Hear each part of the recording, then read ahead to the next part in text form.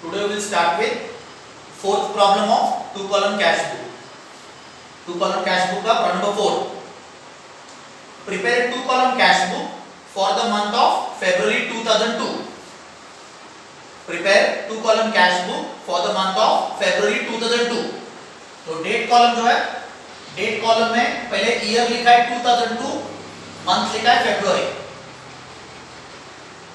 First transaction है cash in hand rupees 10,000, bank overdraft 7,000. Cash in hand rupees 10,000, bank overdraft rupees 7,000. तो cash book में debit side पे आपको लिखना है डेट 1, पर्टिकुलर्स कॉलम में to balance brought down. Cash in hand जो है, कैश इन हैंड ये कैश कॉलम में लिखना है 10,000.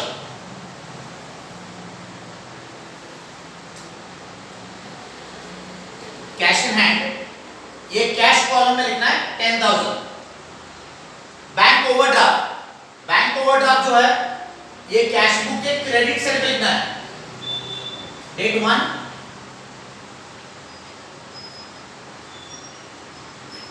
Bye balance brought down. Bank overdraft जो है, बैंक ओवरड्राफ्ट ये क्रेडिट साइड पे बैंक कॉलम में लिखना है.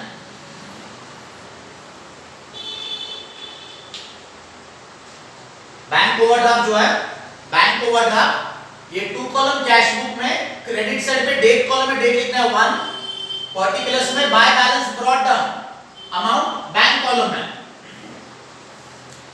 नेक्स्ट ट्रांजैक्शन है डेट 5, सोल्ड गुड्स टू विकास.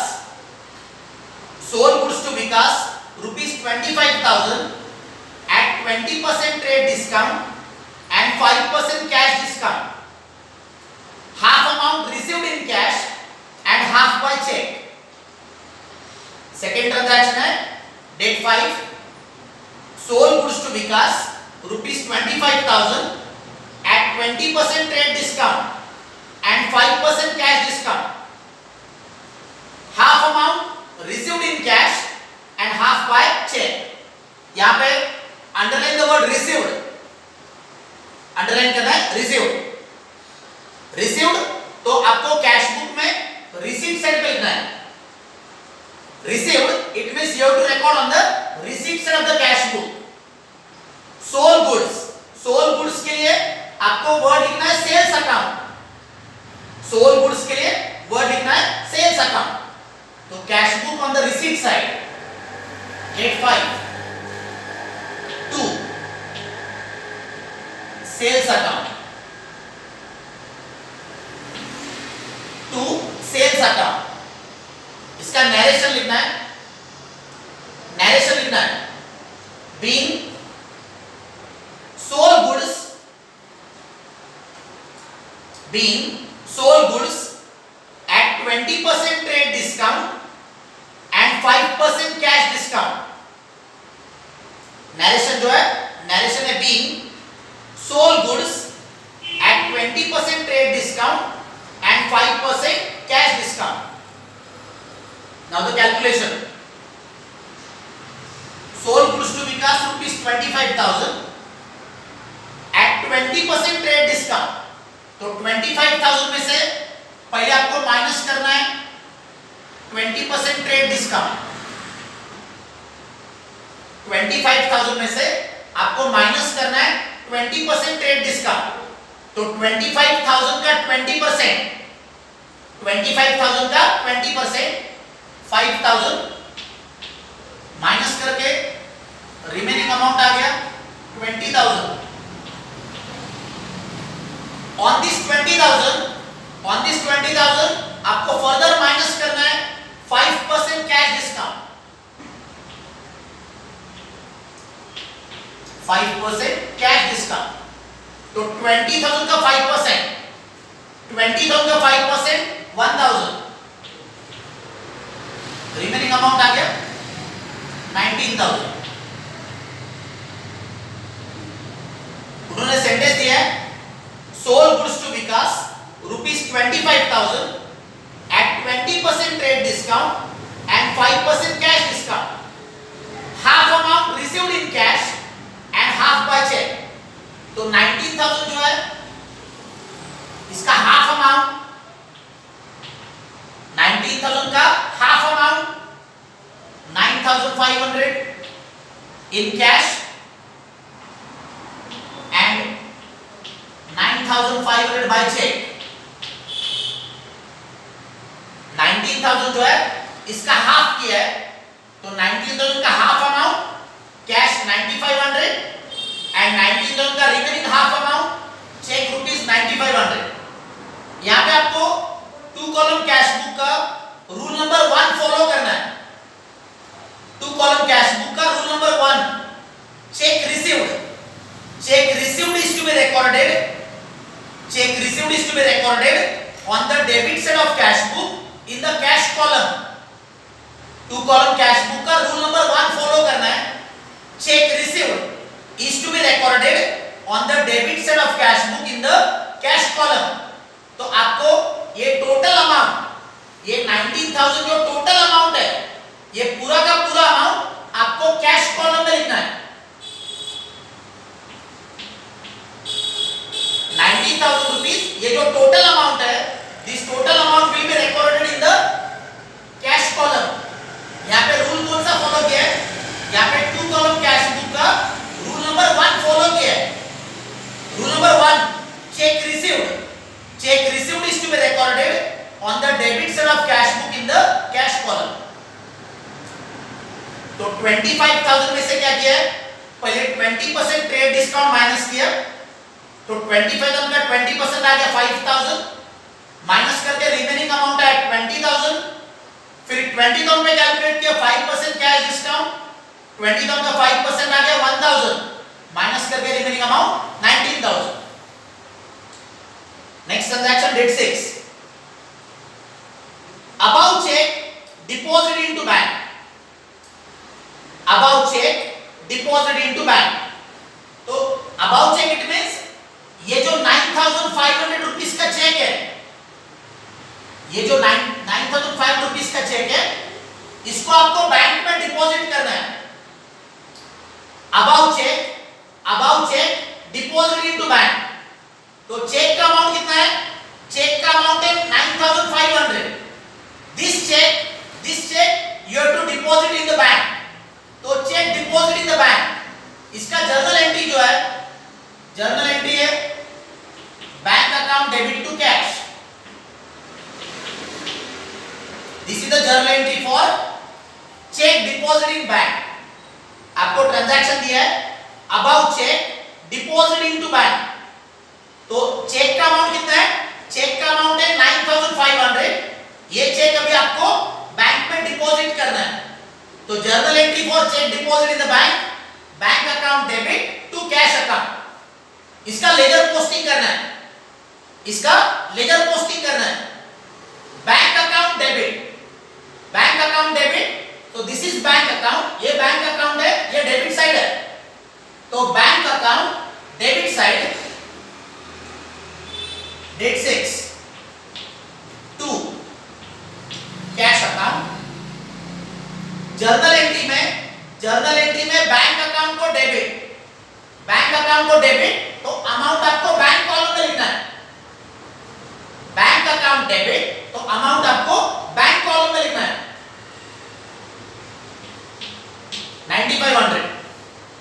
इसका नरेशन लिखना है, नरेशन लिखना है being cheque deposit into bank, being cheque deposit into bank. Journal entry में कैश अकाउंट को क्रेडिट, कैश अकाउंट को क्रेडिट. तो अभी आपको कैश अकाउंट के क्रेडिट साइड में लिखना है. कैश अकाउंट क्रेडिट, तो दिस इज कैश अकाउंट, ये कैश का अकाउंट है और ये क्रेडिट साइड है. This is cash account and this is the credit side. तो कैश अकाउंट के क्रेडिट साइड पे date 6 by bank account. Amount cash column में लिखना है, अमाउंट कैश कॉलम में 9,000 जर्नल एंट्री में बैंक अकाउंट डेबिट, तो अमाउंट बैंक कॉलम में लिखा है। जर्नल एंट्री में कैश अकाउंट को क्रेडिट, तो अमाउंट कैश कॉलम में लिखा है। नरेशन जो है, नरेशन आपको सेम लिखना है, being cheque deposit into bank. Narration जो है, नरेशन है being cheque deposit into bank. LF column जो है, एलएफ कॉलम में आपको साइन देना है C for contra entry. LF column जो है, एलएफ कॉलम के अंदर आपको साइन देना है सी फॉर कॉन्ट्रा एंट्री। आपने कैश बुक के दोनों साइड पे लिखा है, तो आपको एलएफ कॉलम में कॉन्ट्रा एंट्री का सी का साइन देना है। नेक्स्ट ट्रांजैक्शन है, our customer Virendra directly deposited ₹14,000 in our bank account. Our customer Virendra directly deposited ₹14,000 in our bank account. तो यहाँ पे आपको 2 कॉलम कैश बुक का रूल नंबर 3 फॉलो करना है। 2 कॉलम कैश बुक का rule number 3, customer directly deposit into bank. Customer directly deposit into bank recorded on the debit side of cash book in the bank column. 2 column cash book का rule number 3, customer directly deposited into bank recorded on the debit side of cash book in the bank column. तो customer directly deposited in bank, ये cash book के debit side लिखना है, date 12/2 Virendra account, to Virendra account, amount bank column में लिखना है, amount in the bank column 14,000। उसका narration लिखना है, इसका नरेशन है being customer directly deposit into bank. Narration जो है, नरेशन है being customer directly deposit into bank. Next transaction है date 15, purchase goods of ₹8,000, purchase goods of ₹8,000 from Vinay at 25% trade discount and 5% cash discount. Half amount paid in cash and remaining by check. Next transaction जो है date 15, purchase goods of ₹8,000 from Vinay, purchase goods of ₹8,000 from Vinay at 25% trade discount and 5% cash discount, half amount paid in cash and remaining by check. यहाँ पे underline करना है, underline करना है half amount paid in cash and remaining by check. Underline करना है half amount paid in cash and remaining by check. तो word है paid. Paid, it means you have to record on the payment side. Paid, it means you have to record on the payment side of the cash book. तो cash book के payment side पे कितना है, date है 15, by purchases account,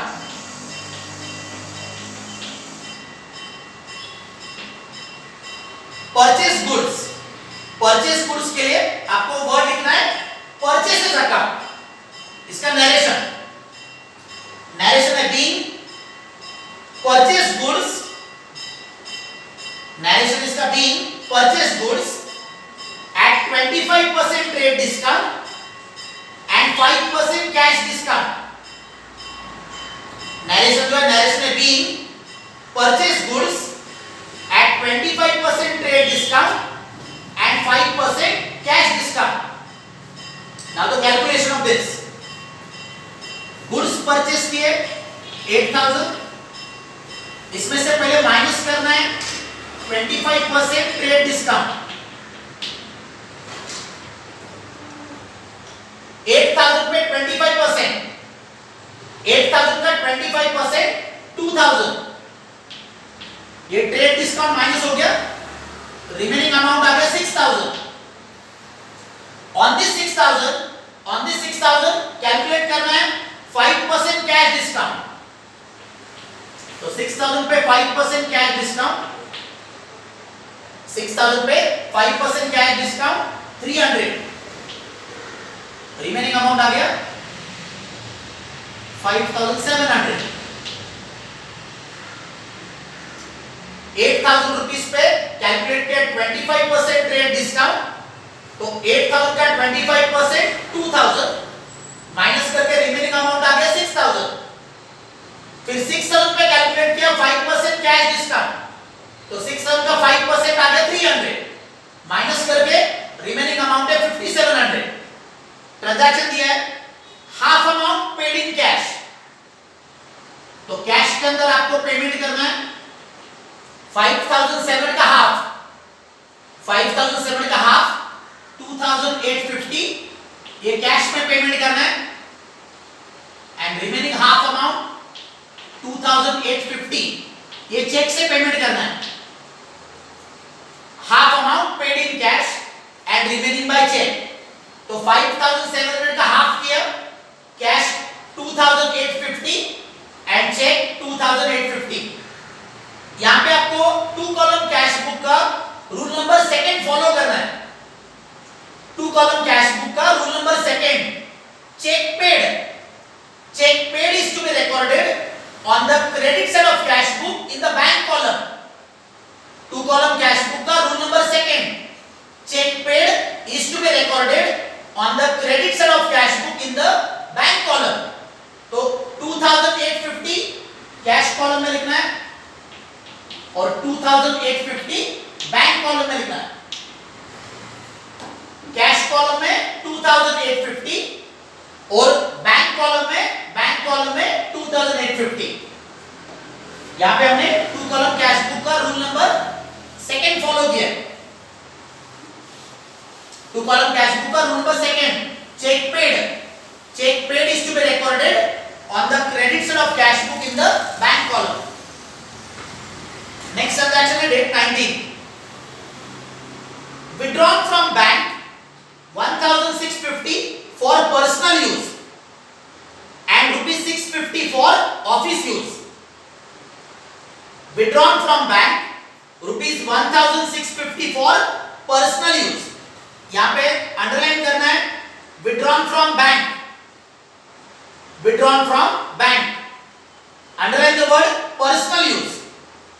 तो withdrawn from bank for personal use, इसका journal entry जो है, जर्नल एंट्री आपका होएगा drawings account debit to bank account. withdrawn from bank for personal use 1650, इसका जर्नल एंट्री है drawings account debit to bank account. Journal entry में bank account को credit, तो दिस इज बैंक अकाउंट, ये bank account है, ये credit side है। This is bank account and this is the credit side. तो journal entry का laser posting करना है, तो bank account credit side, date column में डेट है 19 बाय ड्रॉइंग्स अकाउंट,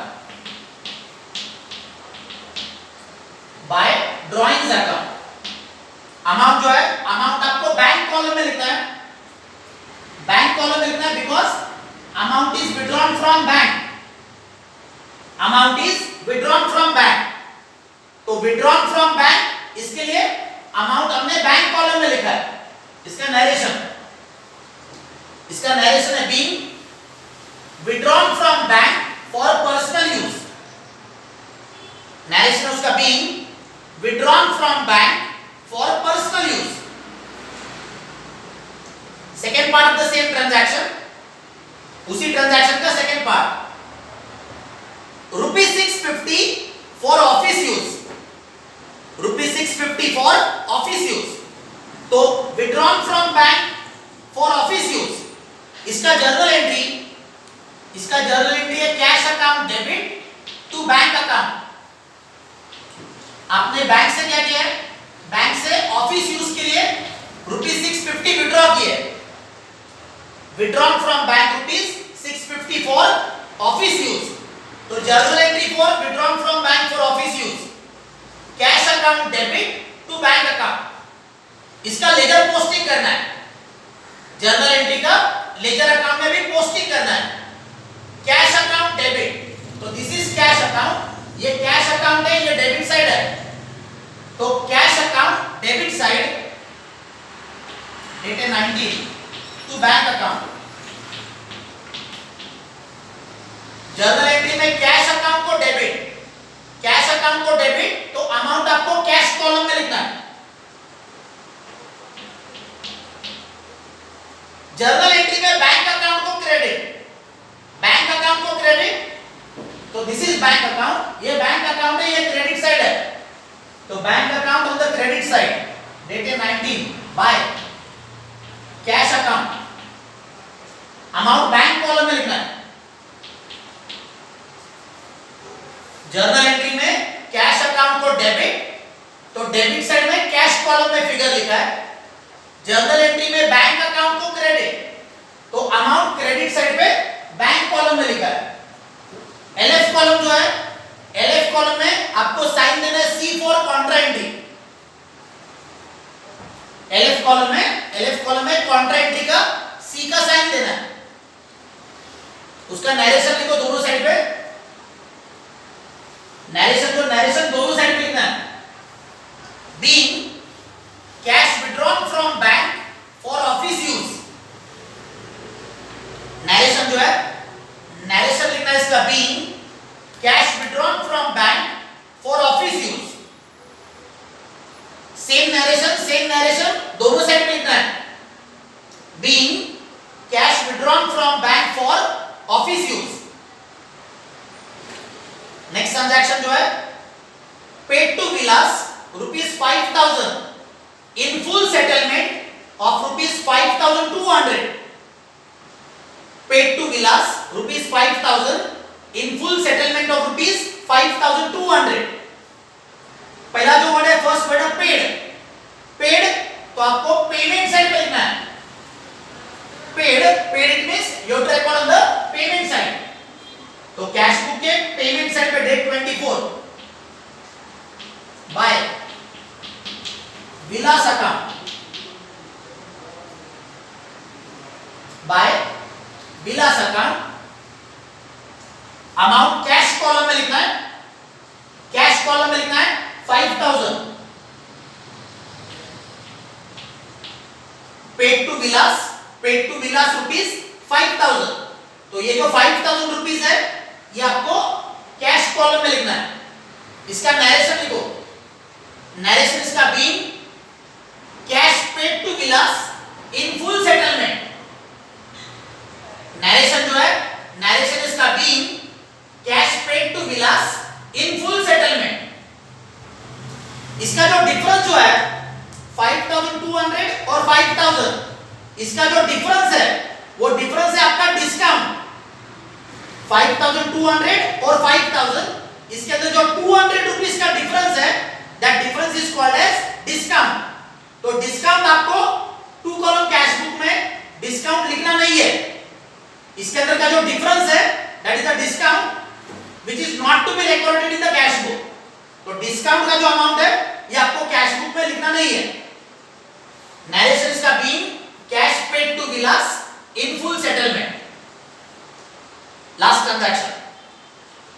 ट्रांजैक्शन है dividend collected by bank ₹2,000 credited in our passbook, dividend collected by bank ₹2,000 credited in our passbook, underline करना है, credited in our passbook, credited in our passbook। तो passbook के जो transaction है, passbook के transaction ये 2 column cash book में आपको अपोजिट साइड पे लिखना है। पासबुक के ट्रांजैक्शंस 2 कॉलम कैश बुक में अपोजिट साइड पे लिखना है। तो ट्रांजैक्शन दिया है dividend collected by bank, dividend collected by bank, underline the word bank, credited in our passbook. Passbook में क्या हुआ है? पासबुक में क्रेडिट हुआ है, पासबुक में क्रेडिट हुआ है, तो आपको कैश बुक में डेबिट साइड पे लिखना है। पासबुक में क्रेडिट हुआ है तो कैश बुक में आपको डेबिट साइड पे लिखना है, date 28 to dividend account, to dividend account, amount bank column में 2000, अमाउंट बैंक कॉलम में 2000। पासबुक के सारे ट्रांजैक्शंस, पासबुक के सारे ट्रांजैक्शंस आपको बैंक कॉलम में लिखना है। इसका narration being dividend collected by bank, narration इसका being dividend collected by bank. Second part, and bank charges ₹300 debited in our passbook, bank charges ₹300 debited in our passbook, underline करना है debited in our passbook, underline करना है debited in our passbook। Passbook में क्या हुआ है, passbook में debit हुआ है, पासबुक में डेबिट हुआ है तो आपको कैश बुक में क्रेडिट साइड पे लिखना है। तो cash book on the credit side, date 28 by bank charges account, by bank charges account, bank charges का अमाउंट है 300, अमाउंट बैंक कॉलम में लिखना है। बैंक चार्जेस का जो अमाउंट है 300 रुपीज, ये आपको बैंक कॉलम में लिखना है। उसका नरेशन, इसका नरेशन है be bank charges paid, narration जो है नरेशन लिखना है बी बैंक चार्जेस पेड। अभी कैश बुक का बैलेंस है, कैश कॉलम का debit side total, cash column का डेबिट साइड है 29,650, कैश कॉलम का डेबिट साइड 29,650। ये सेम लाइन पे क्रेडिट साइड पे लेना है,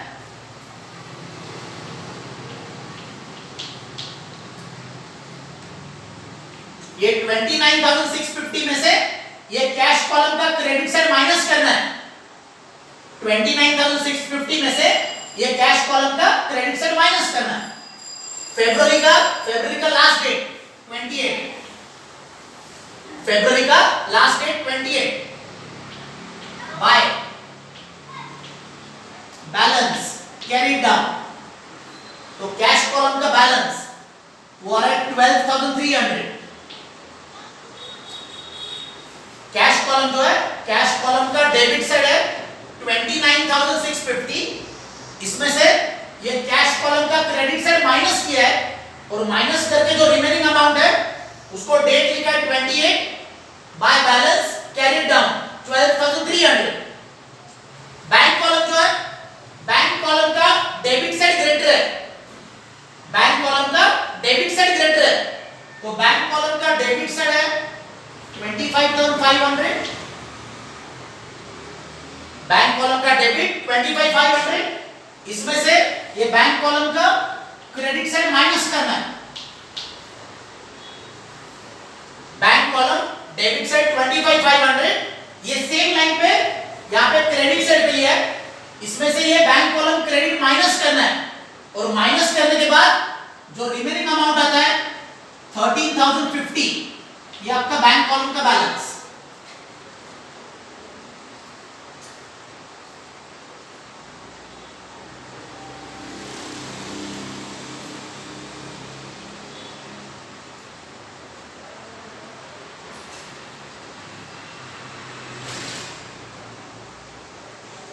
बैंक कॉलम जो, बैंक कॉलम का बैलेंस 13,050, ये बैलेंस कैरी डाउन जो है इसको अपोजिट साइड लेना है।